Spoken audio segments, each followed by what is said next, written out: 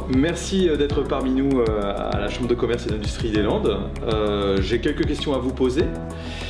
La première question qui m'est venue, c'est pour vous, quelle est la définition de la guerre économique ou et de l'intelligence économique? Alors pour faire simple, la guerre économique c'est le décor, c'est-à-dire c'est un monde de conflictualité. Là on n'est pas dans le doux commerce de Montesquieu, on est dans l'espionnage, on est dans tout ce qui est déstabilisation informationnelle, tout ce qui est attaque juridique, d'entreprise bien sûr, mais aussi en lien avec des États.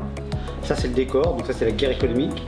Et puis dans ce cadre-là, eh bien, il faut savoir se battre, se défendre et pouvoir contre-attaquer.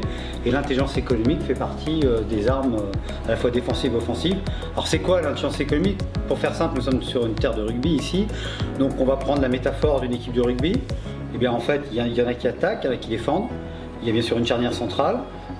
Sauf qu'en fait, vous remplacez le ballon par l'information. C'est-à-dire vous faites circuler l'information, vous l'utilisez bien sûr pour vous renseigner, pour influencer et aussi pour protéger votre image et votre savoir-faire. Quel conseil donneriez-vous aux entreprises landaises avec toute l'expérience que vous pouvez nous amener? Pour reprendre la métaphore du rugby, jouer collectif, le pack. Il faut y aller ensemble parce qu'aujourd'hui on est dans un environnement de plus en plus hostile, où il y a de plus en plus de menaces. Alors, ça ne veut pas dire qu'il faut rester terré dans son coin, il faut bien sûr conquérir de nouveaux marchés, mais pour ça il faut le faire de manière collective.